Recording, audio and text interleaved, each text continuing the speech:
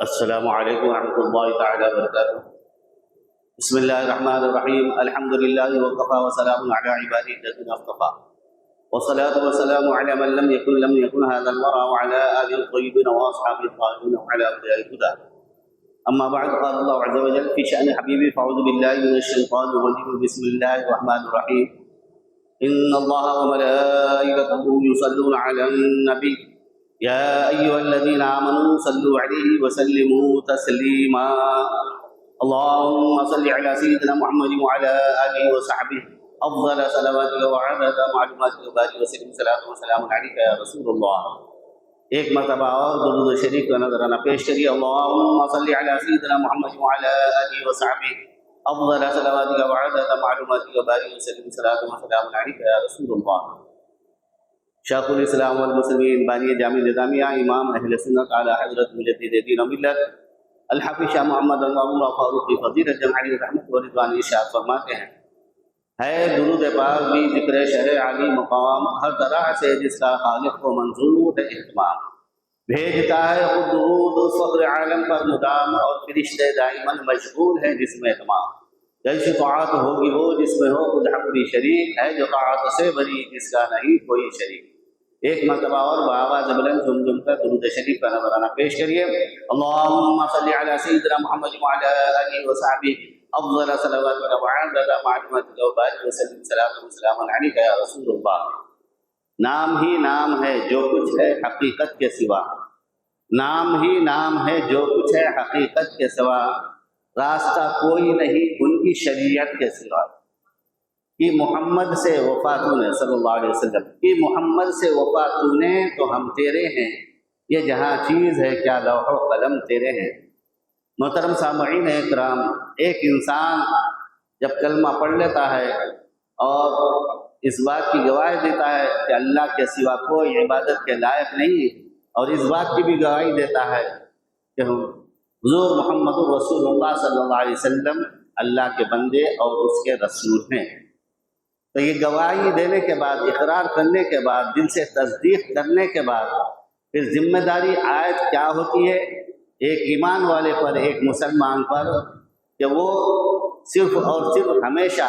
حضور صلی اللہ علیہ وسلم کے ذات اقدس کو، آپ کی ذات مبارک کو پیش نظر رکھے، اور آپ کے سوا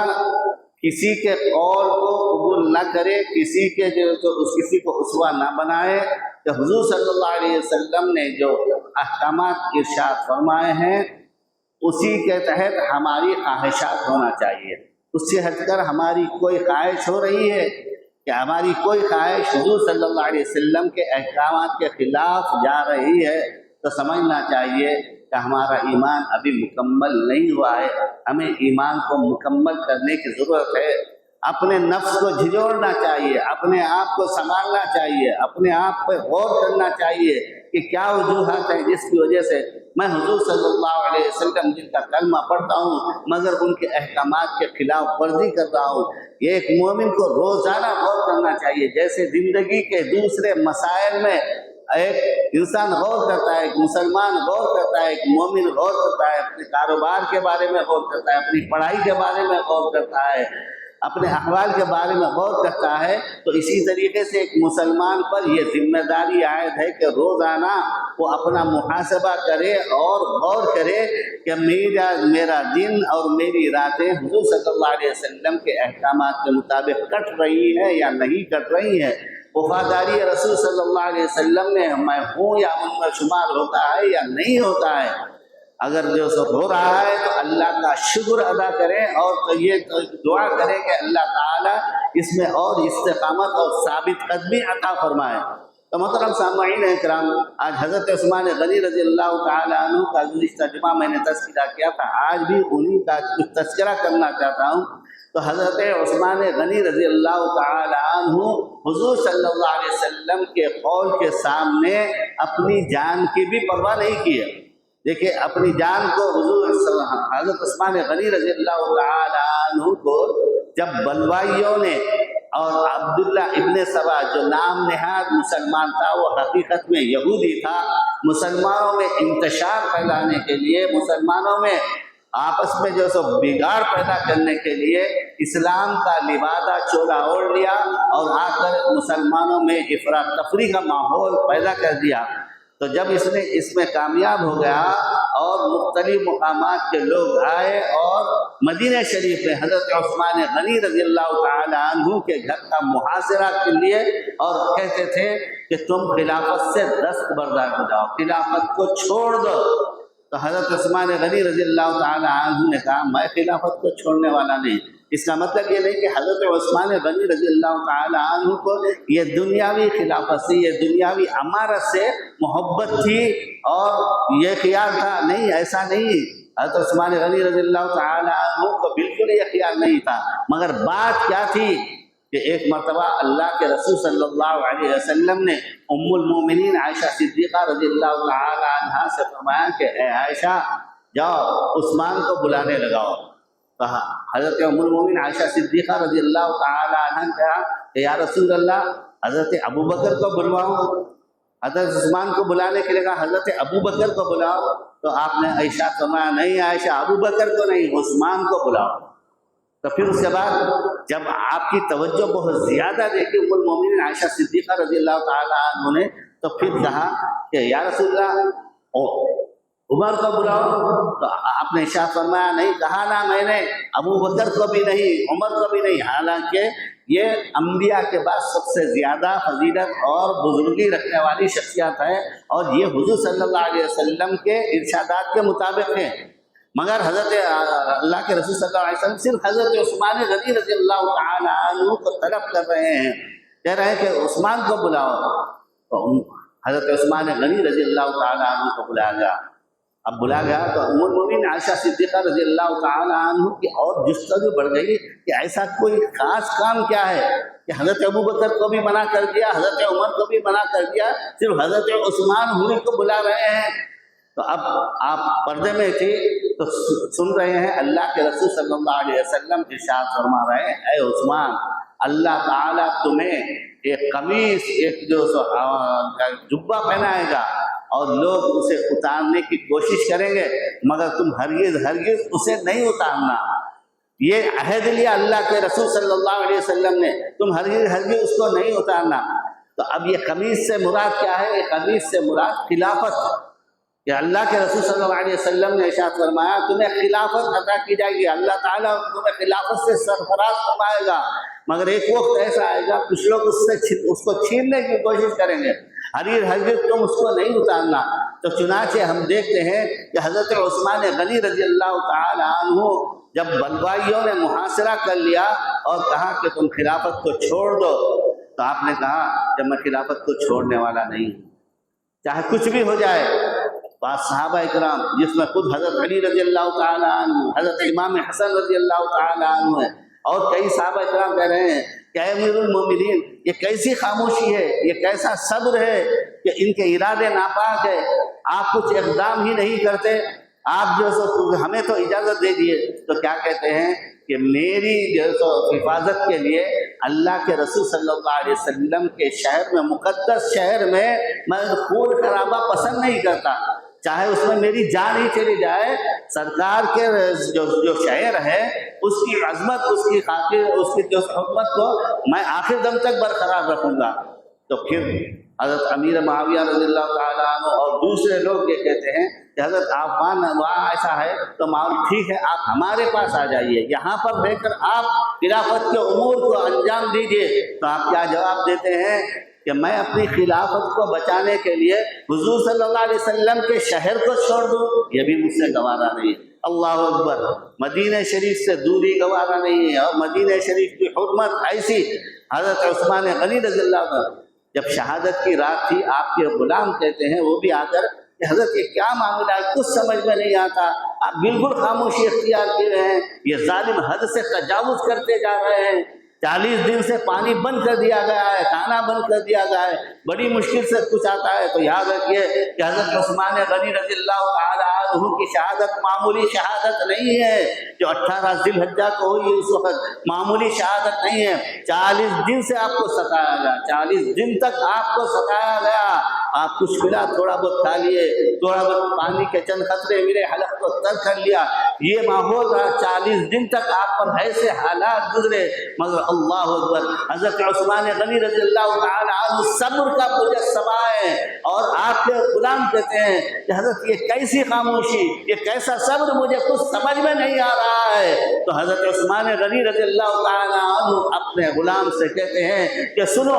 اللہ کے رسول صلی اللہ علیہ وسلم نے مجھ سے ایک عہد لیا تھا، میں اس کو پورا کر رہا ہوں، کہ محمد سے وفا، تو نے تو ہم تیرے ہیں، یہ جہاں چیز ہے کیا، لوح و قلم تیرے ہیں، ہم اپنی جان جاتی ہے تو جانے دو، مگر قول رسول صلی اللہ علیہ وسلم کے خلاف میں نہیں جاؤں گا، حکم رسول صلی اللہ علیہ وسلم کے خلاف میں نہیں جاؤں گا۔ اسے ایمان کامل کہتے ہیں۔ یاد رکھیے کہ جان کبھی بھی ہماری جانے والی ہے، کیسے جانے والی ہے کسی کو پتہ نہیں ہے، آج ہے کل جو سو کون زندہ رہتا ہے اور کون موت کا جو سو سامنا کرنا پڑتا ہے کسی کو یہ پتہ نہیں ہے۔ جاتے جاتے ٹھوکر لگ جاتی ہے، کسی کو ایکسیڈنٹ ہو جاتا ہے، کسی کو کچھ ہو جاتا ہے، دھسکا لگا ختم ہو گئے، پتہ نہیں۔ مگر یاد رکھیے کہ ایک مومن کی جان جب تک جان جا رہی ہے تو اس کی زندگی حضور صلی اللہ علیہ وسلم کے احکامات کے مطابق رہنا چاہیے۔ جب جان بھی جا رہی ہے تو حضور صلی اللہ علیہ وسلم کے احکامات پر عمل کرتے ہوئے جانا چاہیے۔ اسی لیے قرآن کہتا ہے، اور اس آیت کو بار بار ہم خطبہ نکاح میں جو ہے سو سنتے ہیں، یا ایھا الذین آمنوا اتقوا اللہ حق تقاتہ ولا تموتن الا وانتم مسلمون، اے ایمان والو، اللہ سے ڈرو جیسا سے اس سے ڈرنے کا حق ہے، ولا تموتن الا وانتم مسلمون۔ ذرا غور کیجئے، اللہ تعالیٰ کیا کہہ رہا ہے کہ ہرگز ہرگز تمہاری موت واقع نہ ہو مگر یہ کہ تم اسلام کی حالت میں ہو، سچے اور پکے مسلمان ہو، ایمان کامل کی تم پر کیفیت تاری ہو، ایسی حالت میں تمہاری جان جانا چاہیے۔ اور صحابہ کرام رضوان اللہ تعالی علیہم اجمعین اس عہد کو پورا کرتے تھے، ایک ایک قول پر اپنا مال بھی قربان کرتے تھے، خود زخمی ہو جاتے تھے، مگر حضور صلی اللہ علیہ وسلم کے قول کے خلاف ان کا کوئی قدم نہیں اٹھتا تھا، کوئی عمل ان کا نہیں ہوتا تھا۔ اپنی جان بھی اگر جاتی ہے تو جانے دیتے تھے، مگر حضور صلی اللہ علیہ وسلم سے جو عہد کرتے تھے اس کو پورا کرتے تھے۔ محترم سامعین کرام، حضرت عثمان غنی رضی اللہ تعالی عنہ کی فضیلت کیا ہے، آپ کی عظمت کیا ہے؟ یقیناً ہم اہل سنت والجماعت کے پاس حضور صلی اللہ علیہ وسلم اور قرآن کے ارشادات کے مطابق ہمارا مسلک ہے، اس کے خلاف بالکل نہیں ہے۔ تو آج ہمارے پاس جو ترتیب ہے کہ حضور صلی اللہ علیہ وسلم اور تمام انبیاء کے بعد کسی کو فضیلت حاصل ہے تو وہ شخصیت حضرت سیدنا ابو بکر صدیق رضی اللہ تعالی عنہ ہے، اس کے بعد کوئی ہے تو حضرت عثمان غنی رضی اللہ تعالی عنہ، حضرت عمر رضی اللہ تعالی عنہ ہے، اور اس کے بعد کوئی ہے تو حضرت عثمان غنی رضی اللہ تعالی عنہ ہے، اور اس کے بعد کوئی ہے تو حضرت علی مشکل کشا ہے۔ یہ ترتیب ہے، اور یہی جو ہے ہدایت کا راستہ ہے، اس کو نیچے اوپر نہیں کرنا چاہیے۔ ایک قول لا لیے اور اس قول کو اتنا اعلان کرتے ہیں کہ اس وجہ سے حضرت علی کو افضلیت حاصل ہے۔ ذرا غور سے کیجیے، بات کہتے ہیں اللہ کے رسول صلی اللہ علیہ وسلم نے ارشاد فرمایا، حضرت علی رضی اللہ تعالی عنہ کا ہاتھ پکڑ کر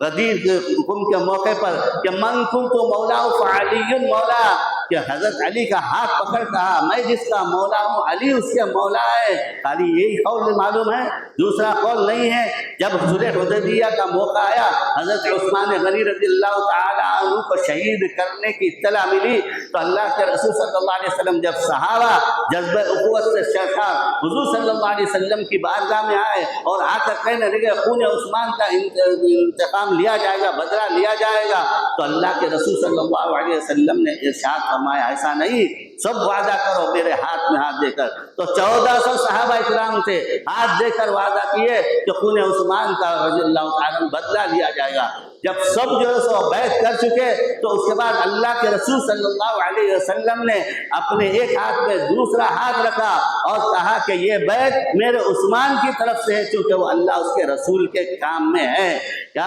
کہا کہ اپنا ایک ہاتھ میں اپنا دوسرا ہاتھ رکھ کر اس دوسرے ہاتھ کو کہا یہ میرے عثمان کا ہاتھ ہے اور عثمان کی طرف سے بیعت ہے۔ تو صحابہ اکرام پورے کہتے تھے کہ حضرت عثمان غنی رضی اللہ تعالی عنہ کا ہاتھ ہم تمام کے ہاتھوں سے افضل ہوا، کیونکہ اللہ کے رسول صلی اللہ علیہ وسلم نے اپنے ہاتھ کو حضرت عثمان غنی رضی اللہ تعالی عنہ کا ہاتھ قرار دیا، ادھر مولا علی کا ہاتھ پکڑ کر کہا کہ من کنت مولا، اور یہاں پر اپنے ہاتھ کو ہی کہا کہ حضرت عثمان غنی کا ہاتھ ہے، تو اب بتلائیے یہ فضیلت ہے یا نہیں ہے؟ اور پھر ایک موقع پر ارشاد فرمایا حضرت عثمان غنی رضی اللہ تعالی عنہ سے، انت ولی فی الدنیا والآخرہ، اے عثمان تم ولی ہو اس دنیا میں بھی آخرت میں بھی۔ یہ ارشادات کیوں نہیں لاتے؟ تو یاد رکھیے کہ الحمدللہ ہمارا مسلک جو ہے اہل سنت والجماعت حضور صلی اللہ علیہ وسلم کے تمام ارشادات کو اور قرآن کے جو احکامات ہے اس کے مطابق ہے۔ بارگاہ خداوندی میں دعا ہے کہ پروردگار ہم تمام کو صراط مستقیم مسلک حق اہل سنت و جماعت پر قائم و دائم رکھے۔